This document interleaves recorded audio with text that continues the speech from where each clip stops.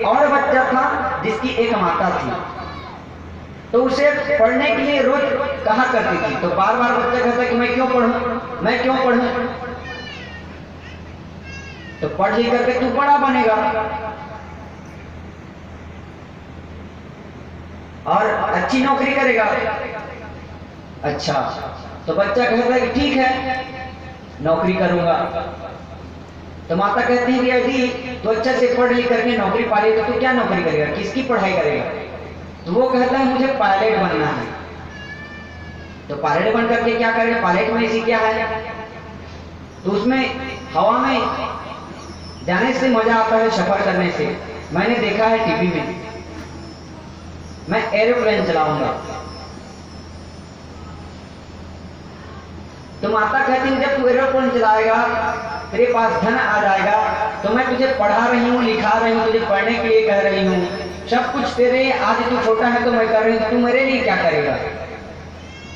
और एक बात, जब तू एरोप्लेन से जा रहा होगा तो किसमें तू है, इसको मैं कैसे जान जाऊंगी। तो वह कहता है कि माँ आप चिंता मत करो, आप बिल्कुल जान जाओगे। जब मैं हवाई जहाज से जाता रहूंगा ना, तो हमारे घर के ऊपर में बम छोड़ूंगा। अब ज्ञान की बातें श्रवण नहीं करोगे, अच्छे चरित्र नहीं दोगे, तो यही होगा। एक बार प्रेम से बोलेंगे माँ के बिहारी लाल की जय जय श्री राधे, जय जय श्री राधे, जय जय श्री राधे श्याम। तो कल हम सभी बहुत सुंदर भगवान का वामन अवतार की जो झांकी भी हम सब ने देख करके अपने आंखों को पवित्र किया, भजन गा करके भी मुख को पवित्र किया, अपना जीवन सफल बनाया। रामचरित्र की भी कथा कल हुई। तो रामायण में 3 जगह का वर्णन किया गया है। पहला अयोध्या, जिसमें सज्जन लोग रहते थे। दूसरा लंका, जिसमें दुर्जन लोग रहते थे। और तीसरी जो स्थान है वह है जनकपुरी, जहां पर धर्म में तत्पर व्यक्ति रहते थे। एक बार प्रेम से बोलेंगे बाके बिहारी लाल की। लेकिन उस लंका में एक विभीषण जैसा भी भगवान का भक्त था, संत था। और अयोध्या में भी एक दुष्ट था। कौन था? एक धोबी था।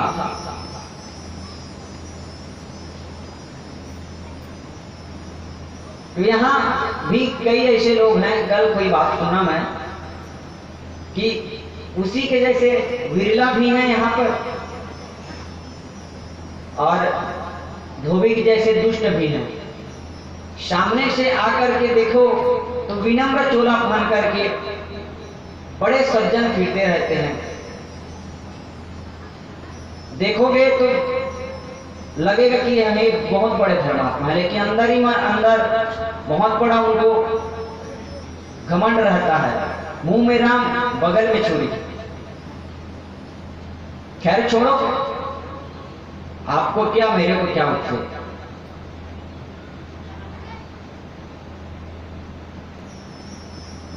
एक बार प्रेम से बोलेंगे बांके बिहारी लाल की।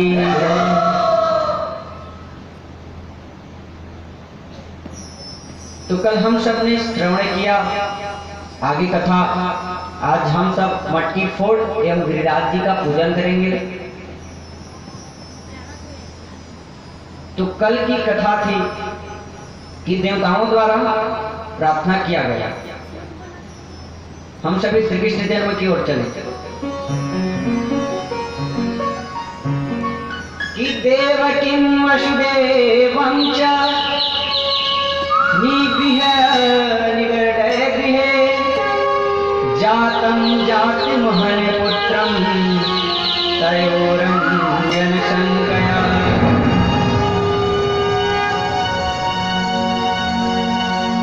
तो श्री श्री रामचरित्र आज 88,000 ऋषिगण शुद्ध शौनक आदि के साथ में आज नैमिषारण्य क्षेत्र में कथा श्रवण कर रहे हैं।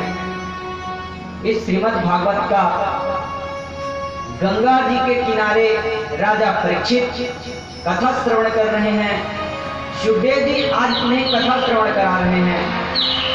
श्री राम कथा श्रवण करा करके 24वें अध्याय के रूप में जो 9वां स्कंध था उसको उन्होंने पूरा किया। आज 10वें स्कंध में हम सभी प्रवेश कर रहे हैं, जिसको पूर्वार्ध कहा जाता है।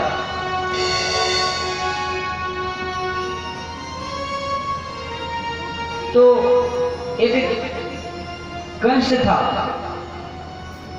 जो अपनी बहन से बहुत ज्यादा स्नेह, बहुत ज्यादा प्रेम करता था। उसको आकाशवाणी हुई कि तेरी जो बहन है उसके 8वें गर्भ से तेरी मृत्यु होगी। उसने हंसी में टाल दिया। फिर दोबारा आकाशवाणी हुई। आकाशवाणी में फिर वही बात दोहराई गई। कंस थोड़ा डरा, अपनी बहन को मारने के लिए दौड़ा। उनके जो बहन थी उनके पति ने जीवन दान मांगा कि मैं अपने पुत्र को आपको ला करके सौंपूंगा। सैनिकों द्वारा उनके घर छोड़ा गया देवकी और वसुदेव को। पहला पुत्र हुआ, आकर के कंस को दिया। कंस ने कहा कि इससे मेरा कोई काम नहीं है, तुम इसे अपने यहां ले जाओ। उसके बाद नारद जी आए। नारद जी ने भ्रमित किया कि उग्रसेन च पितरं यदु भोजान्धकाधिपं स्वयं मे विहय भुजे शूरसेना महारथ। नारद जी के भ्रमित करने पर कंस ने क्या किया? जो उनके मित्र हैं, जो वसुदेव और जो उनकी बहन देवकी है, उनके पति हैं वसुदेव, तो उन दोनों को बंदी बना लिया। बंदी बना करके शाकलों में बांध दिया गया और कारागार में उनको बंद कर दिया गया। आज 10,000 सैनिकों की पहरा लगा दी गई। आज बहुत ज्यादा पहरा, बहुत ज्यादा डर था कंस को, क्योंकि नारद जी ने भ्रमित किया था। वह जो पहला पुत्र था उसको छीन करके देवकी बार बार बिलखती रही अपने भैया कंस से, बड़े भाई से, कि भैया यह आपका भांजा है, आपका दुश्मन, आपका काल, आपको मारने वाला, जिससे आपको खतरा है, और जो मेरे 8वें गर्भ से जन्म लेगा, तो आप इसे क्यों मुझसे छीन रहे हैं, जुदा कर रहे हैं, क्यों मारना चाहते हैं? कंस ने देवकी की बात अनसुनी कर दी, बच्चे को छीना और आकर के ला करके शिला में फेंका। उससे उसकी मृत्यु हो गई। जब वह अपने बहन और जमाई को, बहनोई को जब बंदी बनाया उसको कंस ने, तो कंस का जो पिता था उग्रसेन च पितरं यदु भोजान्धकाधिपं, तो उसने मना किया। उग्रसेन राजा थे मथुरा के, लेकिन राज किसका चलता था? कंस का। केवल नाम मात्र के उग्रसेन थे राजा, लेकिन धीरे वो राजा तो थे, उनकी सत्ता चलती थी, लेकिन जब कंस आया तो धीरे धीरे धीरे धीरे धीरे धीरे करके सारे राज्य में उसने कब्जा जमाना चालू कर दिया। सेनापतियों को अपने अधिकार में ले लिया था, सैनिकों को अपने अधिकार में ले लिया था, दास दासियों को, सारे राजमहल के सारे सबको अपने वश में धन के द्वारा उसने खरीद लिया था। वह जो कंस था वह बहुत बड़ा पापी था। जब मना किया गया अपने पिता के द्वारा कि उन्हें मुक्त करो, इस प्रकार से अनैतिक कार्य मत करो, तो स्वयं कंस राजा बन बैठा, जाकर के सिंहासन में स्वयं बैठ गया और कैद कर लिया अपने पिता को। स्वयं कैद बंदी बनाया नहीं, रात्रि के दिन में तो वो राज सिंहासन पर बैठा करते थे, नजर कैद कर लिया। वो तो बहुत बड़ा दुष्ट था। उसने उग्रसेन अपने पिता को कहा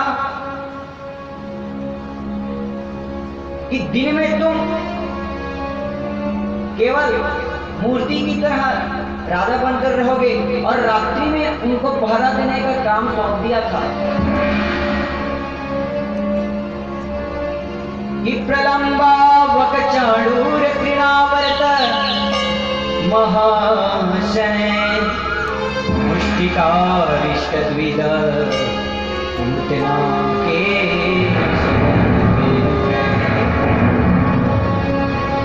वह जो कंस था उसके कई मित्र थे जो कि बहुत बड़े पराक्रमी और राक्षस थे। जितने राक्षस थे सब कंस जो इतना बड़ा बलशाली था, तीनों लोगों का उसने जीत लिया था। सब उसके पास आ करके जितने भी दुष्ट थे मिलते और मित्रता जब बढ़ती तो उसका शक्ति बढ़ते बढ़ते बढ़ते बढ़ते जा रहा था। तो उसके जो मित्र हैं उनको वह कहता कि जो भगवान के संत थे सबको कष्ट पहुंचाने लगे, क्योंकि अब तो उसे अपने पिता का भी डर नहीं, क्योंकि सारी सत्ता उसके हाथ में है। केवल नाम मात्र के उसके पिता राज सिंहासन पर बैठे हैं, सारी सत्ता उसके हाथ में। वह अपनी मनमानी करने लगा। उसकी सत्ता होने पर उसके जो मित्र हैं जो निर्बल हैं, असहाय हैं, भगवान के भक्त हैं, उनके ऊपर अत्याचार करने लगे। उनका अत्याचार बढ़ने लगा।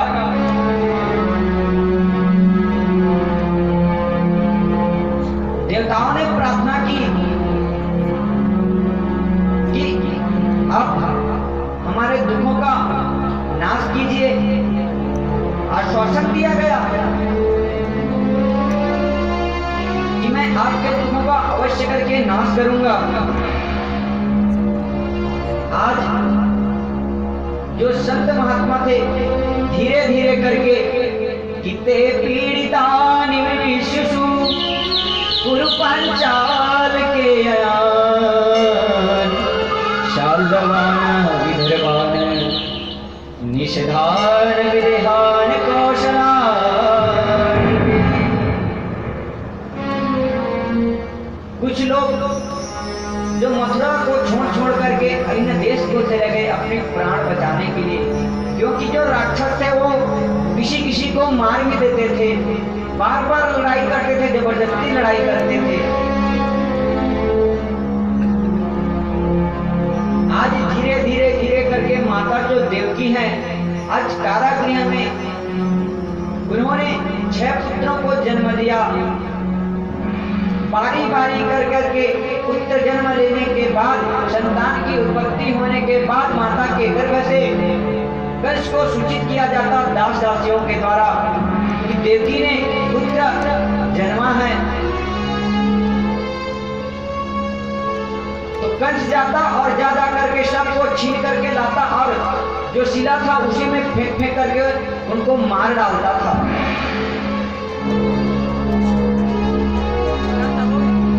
आज वह घड़ी आई कि देवक्या जगरे गर्भम शेषारयं धाममामकं तत्सन्न्याप्यरोहण्या उदरेश निवेशयम्। छठे गर्भ के बाद जब सातवां गर्भ जब माता ने धारण किया तो भगवान ने योग महामाया को बुलाया, स्मरण किया श्री नारायण ने। योग महामाया तत्पर हो गई उनकी सेवा में, दोनों हाथ जोड़ करके कहने लगी कि प्रभु क्या आज्ञा है मेरे लिए। नारायण कहने लगे, हे योग माया, हे आदि शक्ति, आप जाकर के जो देवकी है उसके गर्भ, जो सातवां गर्भ उन्होंने धारण किया है, उस गर्भ को आप रोहिणी के गर्भ में स्थापित कर दीजिए। योग माया के द्वारा, हमारी शक्ति के द्वारा। आज योग महामाया ने वही किया। भगवान के कहने पर देवकी के गर्भ को रोहिणी के गर्भ में आज स्थापित कर दिया, जिससे जो देवकी माता थी उनका जो गर्भ था, जब उन्होंने धारण किया तो प्रकाशमान आज स्वयं शेषा अवतार लेकर के माता देवकी के गर्भ में है, माता रोहिणी के गर्भ में है, जिनसे उनका जो तेज है चमकने लगा। रोहिणी माता का मुख खिलखिला उठा, ऐसा लगता कि कोई रोशनी उनके अंदर से निकल रही है। आज भाद्र मास की शुक्ल पक्ष की छठ की मंगल मुहूर्त में माता ने एक पुत्र को जन्म दिया, बलदाऊ को जन्म दिया। बोले बलदाऊ महाराज की, शेषावतार की। जो माता थी उनके देवर थे ब्रिजराज, नंदन, गोकुल अधिपति नंदराज।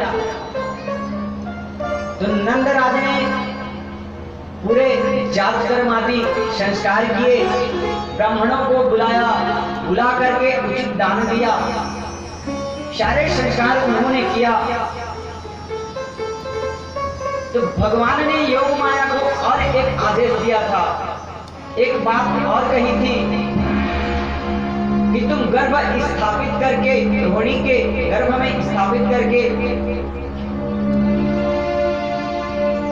तुम जो यशोदा है उसके गर्भ से तुम जन्म लोगी, और जन्म लेकर के तुम सारे संसार में अब जाकर के अपना विराजमान करना।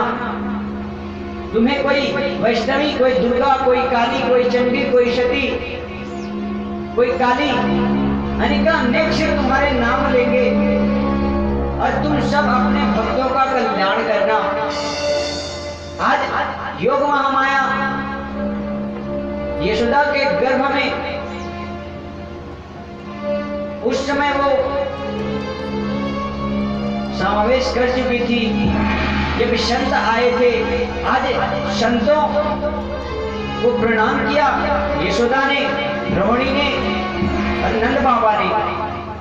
तो रोहिणी और यशोदा और नंद बाबा को आशीर्वाद किया उन संतों ने, कहा कि पुत्रवती भव। आज वृद्धा अवस्था को प्राप्त हो गए हैं नंद बाबा, लेकिन उनके यहाँ संतान नहीं है। संतों की बड़ी सेवा करते थे, चंद्र प्रसन्न हो गए उस दिन दान पा करके। तो आशीर्वाद दिया कि पुत्रवती भव, और पुत्रवती भव का आशीर्वाद पर पा करके नंद बाबा आज प्रसन्न है। संत जन चले गए, ब्राह्मण जन चले गए, इधर सात्विक गर्भ को नष्ट हो गया, ऐसी खबर कंस को मिल गई। अब वह जो कंस था वह अब डरने लगा, क्योंकि देवकी के 8वें गर्भ से उसकी मृत्यु जन्म लेगी, यह आकाशवाणी हुई थी।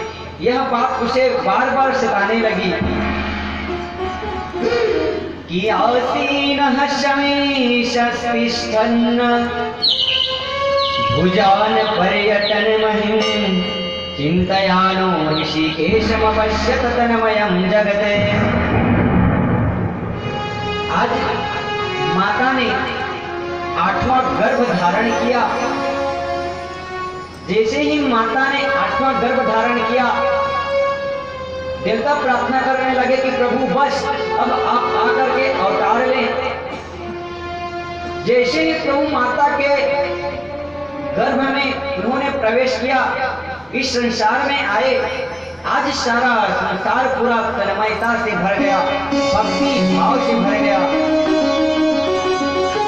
जो माता देवती है उनका स्वरूप निखरने लगा, उनमें तेज आ गई, क्योंकि जगत को प्रकाश करने वाले स्वयं नारायण उनके आज गर्भ में हैं, उनका अंश आज उनके गर्भ में है।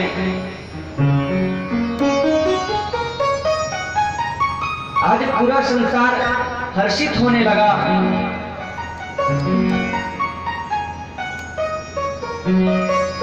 इधर जो कंस था उसको पता चला कि देवकी ने 8वां गर्भ धारण कर लिया। अब उसको बेचैनी बढ़ने लगी कि मैं क्या करूं, क्या करना चाहिए। उसने एक पल के लिए सोचा कि मैं जाकर के देवकी को मार डालूं, लेकिन उसने सोचा कि यदि मैं जाकर के देवकी को मार डालता हूं तो मुझे जग वाले क्या कहेंगे कि इतना बड़ा जो शक्तिशाली है, इतना बड़ा राजा, आज एक स्त्री को उसने मार डाला। स्त्री हत्या का दोष मुझे लग जाएगा कि डर करके आज एक स्त्री को उसने मार डाला। नहीं, कंस कहता है कि मुझे ऐसा नहीं करना चाहिए।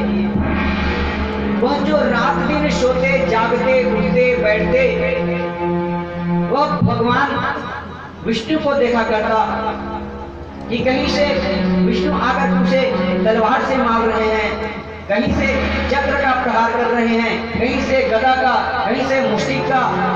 वह बार बार देखता, सोते जागते स्वप्न में भी देखता कि कोई उसे मार रहा है, विष्णु आकर के उसे मार रहा है। आज देवतागण देवकी के गर्भ की स्तुति करने लगे, क्योंकि भगवान गर्भ में हैं। सत्यमृतं सत्यपरं त्रिसत्यं सत्ययोनि निहितं च सत्ये सत्यस्य सत्यमृता सत्यनेत्रं सत्यात्मकं त्वां शरणं प्रपन्नाः। एकायनवशो द्विफलत्रिमूलश्चतुरशः पंचवेद षडात्मा शत्वत्वागस्त्वा विटयो नमाक्षो तक्षति दुःखगोहयागवीक्षा। आज देवता स्तुति करते हैं कि हे प्रभु, हे सत्य संकल्प, तीनों कालों में सदा आप ही सत्य हैं। जय हो प्रभु, आदि अनादि आप एक वृक्ष हैं, तरु हैं। कहते हैं कि तन आप ही हैं, उसके पुरातन प्रभु भी आप हैं। हमारे मनुष्य जो शरीर है उसके बारे में कहते हैं कि पुरातन भी आप हैं। इस वृक्ष एक वृक्ष है, यह हमारा शरीर, जिसके आप मूल हैं, इसकी रचना के सत्य रज तम तीनों गुण आपसे ही उत्पन्न होते हैं। चार पुरुषार्थ आपका ही आश्रय लिया करते हैं, आपसे ही व्यक्ति के अंदर जाता है। धर्म, अर्थ, काम और मोक्ष, 5 विध है, 5 इंद्रियां हैं, 5 कर्मेंद्रियां हैं, सब आपसे ही है प्रभु। 2 स्वभाव हैं, इसमें राग द्वेष, क्षुधा पिपासा लोभ मोह तथा हे प्रभु हे नारायण 7 धातु हैं, 7 धातु रस हैं, रस, रक्त, मांस, मज्जा, मदा, अस्थि, शुकः तथा 5 तत्व जो हैं आपके द्वारा निर्मित हैं, 5 तत्व हैं एवं अहंकार। 7 त्वचा बताया गया है हम मनुष्यों की। 8 इसकी शाखा है। इस प्रकार पेड़ का डाली रहता है, पत्ता रहता है, तना रहता है, उसी प्रकार से यह जो सारा संसार है सब आपकी कृपा के फलस्वरूप है। यह सारा संसार में जितने भी प्राणी हैं, जितने भी व्यक्ति हैं, यह एक वृक्ष के समान है। कहते हैं,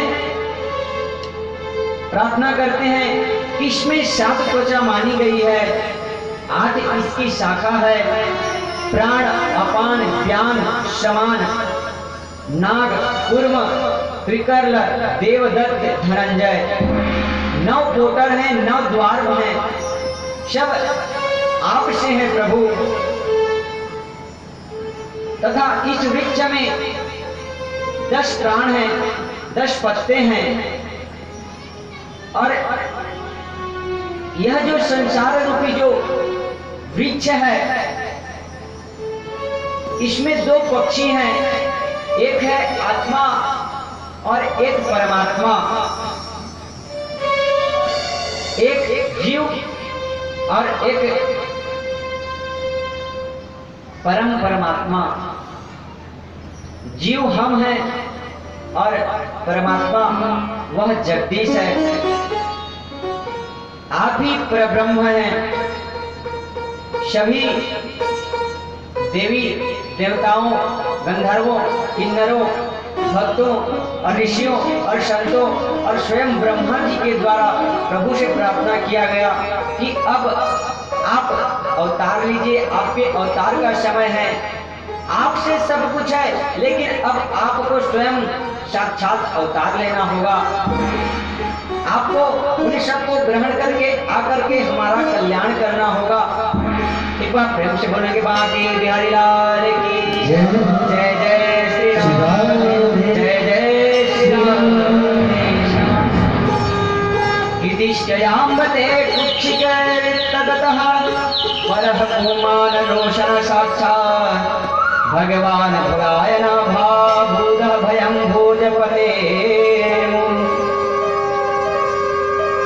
आज भगवान भाद्र मास की कृष्ण पक्ष की अष्टमी, जिसका हम सब कल अच्छे से श्रवण नहीं कर पाए थे, इसलिए कुछ प्रसंग मैं आज विस्तार से कह रहा हूँ। तो आज भाद्र मास की कृष्ण पक्ष की अष्टमी को भगवान ने रोहिणी नक्षत्र की मंगलमय मुहूर्त में भगवान ने अर्धरात्रि के समय उन्होंने देवकी और वसुदेव के द्वारा उन्होंने जन्म लिया।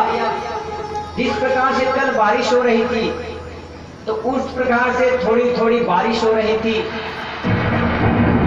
सारा जो संसार था वह सोया हुआ था। योग माया को इंद्र के द्वारा कहा गया था कि सारा जो गोकुल है, ब्रजमंडल है, मथुरा है, जितने भी संसार में प्राणी हैं, सबको आप निद्रा की वशीभूत कर दो।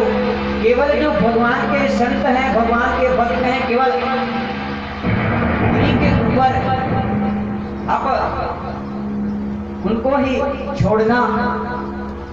क्योंकि दुष्टों को यदि पता चल जाता कि भगवान जन्म ले रहे हैं, तो कुछ न कुछ उपद्रव करते। इतना संयोग था। कल हनुमान जयंती भी थी, तो कल हनुमान जयंती, हनुमान जी का, वामन जी का, राम जी का, कृष्ण जी का कितना बड़ा सौभाग्य था हम सबका। सारे तीर्थ आकर के जब कृष्ण भगवान आए, उसी समय से तो बारिश चालू हुई, उससे पहले हवा चल रहा था। तो जब भगवान आए तो सारे तीर्थ धीरे धीरे धीरे करके थोड़े थोड़े रूप में, उस समय भी वर्षा हो रही थी, मंद मंद शीतल हवाएं चल रही थी। सभी 6 ऋतुओं का वास था। सुंदर सुगंधित पवन चल रही थी।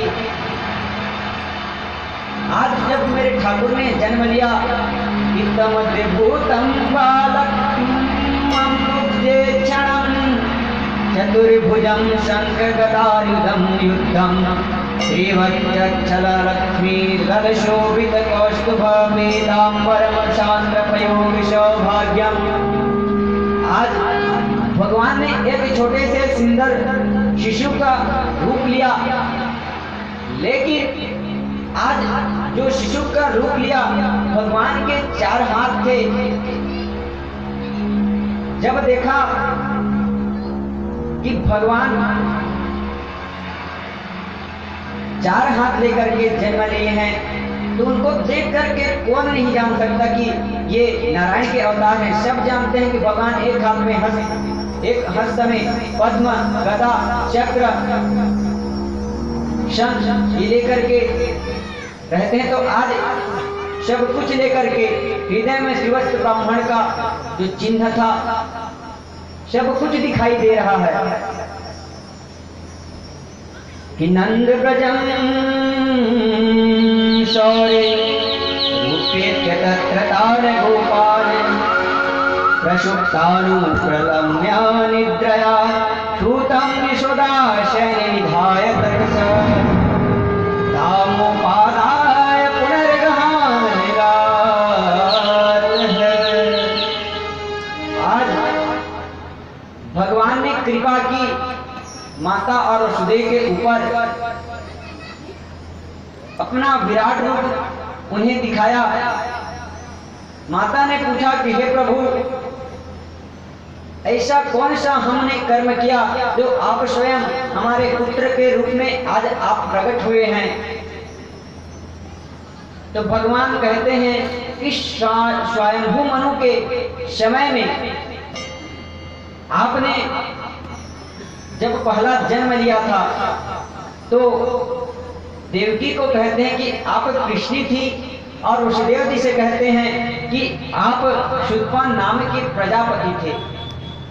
ब्रह्मा जी की आज्ञा आप लोगों को हुई कि आप सृष्टि की रचना को बढ़ाएं, संतान की उत्पत्ति करें। तो आप लोगों ने क्या किया? आपने मेरी तपस्या की, आप तपस्या में लग गए और घोर तपस्या की। शीत, उष्ण, ताप, ग्रीष्म, सभी ऋतुओं, सभी कालों में आप लोगों ने सब कालों को जीत लिया और तप किया। देवताओं के 12 वर्ष तक आप लोगों ने तप किया। तब से मैं प्रसन्न हो गया, और प्रसन्न होकर के जब मैं आया और आकर के आप लोगों से कहने लगा कि आपको क्या चाहिए, मैं आपको वरदान दूंगा। तो आप लोग मेरी माया से मोहित हो गए, और मोहित होकर के तुम लोगों ने मोक्ष न मांग करके क्या कहा कि हे प्रभु, आप दोनों ने कहा कि हमारे आपके जैसा एक पुत्र हो जाए। मैंने आशीर्वाद देकर के आप लोगों को कहा कि मेरा जैसा कोई दूसरा नहीं है, मैं ही आपके पुत्र के रूप में आऊंगा, और उस जन्म में मैं कृष्णी गर्भ के नाम से विख्यात हुआ। वे कृष्णी गर्भ भगवान की, श्री नारायण की। दूसरे जन्म में आप अदिति और जो माता, आप अदिति देवकी को कहते हैं कि आप अदिति, और वसुदेव जी कश्यप के रूप में आए। उस समय में आपके पुत्र के रूप में फिर से आया।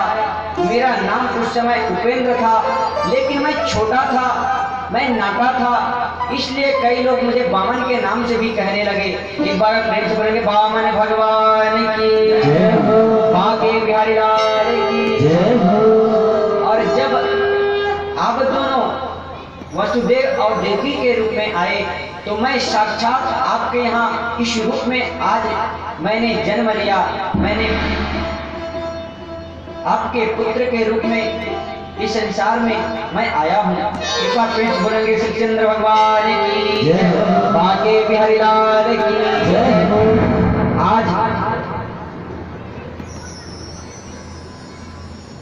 उसके बाद में वसुदेव जी से कहा गया कि आप मुझे नंद के यहाँ जा करके यशोदा की जो पुत्री है उसको लेकर के आना। आज वसुदेव जी गए और जा करके जो यशोदा के बगल में सोई हुई थी कन्या उसको लेकर के आए और बंदी गृह में प्रवेश हो गए। इधर कंस गया, जा करके देवकी से वह पुत्री छीनने लगा। तो देवकी ने फिर से प्रार्थना की कि भैया आपको तो पुत्र से डर था ना, ये तो पुत्री है, भला कोई स्त्री आपका क्या बिगाड़ सकती है, आप इतने बड़े शक्तिशाली हैं। कंस नहीं माना, छीन करके लाया। जिस तरह से अपने भांजों को फेंक फेंक करके उसने शिला पर मारा था जिससे उनकी मृत्यु हुई थी, आज फेंकने लगा। वह जो कन्या थी वह हवा में उड़ने लगी और बिजली की तरह आकाश में चली गई। रोशनी जिस प्रकार से जगमगाती है, पूरा अंधकार छा गया। जिस प्रकार से कोई रोशनी, कोई टॉर्च आपके आंख में डालो तो अंधेरा सा छा जाता है, उसी प्रकार से कंस के आंखों को कुछ भी दिखाई नहीं देने लगा। आज आकाशवाणी हुई कि तेरा काल जन्म ले चुका है, तू मुझे मारने चला है, तू अपनी चिंता कर, तू अपनी प्राण बचा। कंस उससे और डर गया। इधर जो यशोदा माता के बाद जो लाला, जो भगवान को छोड़ करके वसुदेव जी आए थे, रात्रि का समय था, माता ने प्रसव किया था, यशोदा मैया ने एक पुत्री को जन्मा था जिसकी बात किसी को पता नहीं, केवल वसुदेव जानते थे, माता यशोदा भी नहीं जानती थी। आज प्रातः होते ही उनकी जो ननद थी, नंदा और सुनंदा, वो आए, कक्ष में प्रवेश किया, देखा कि एक पुत्र, एक बालक खेल रहा है। जाकर के दौड़ी दौड़ी एक यशोदा को उठाने लगी, उठा करके कहने लगी कि आपका लाला भयो है, आपके यहाँ पुत्र हुआ है।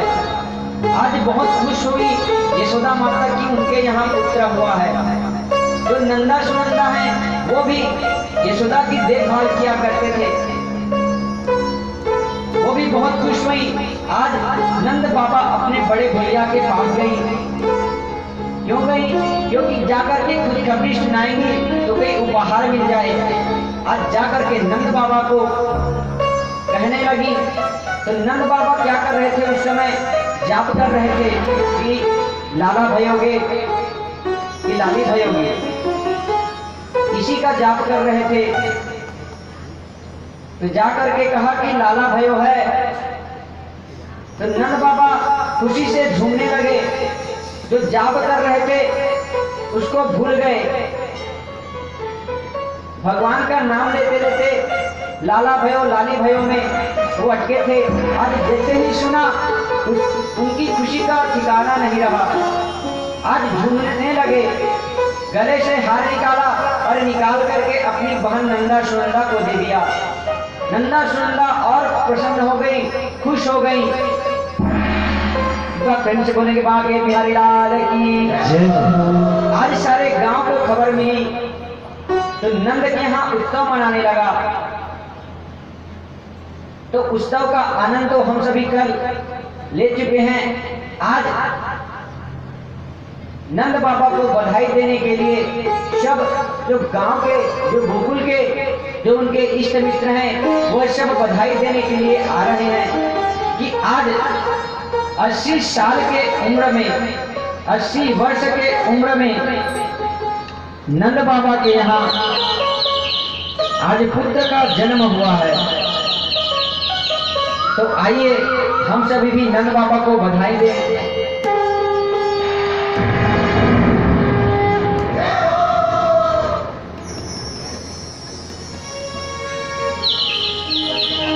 बाकी बिलाल की जय जय।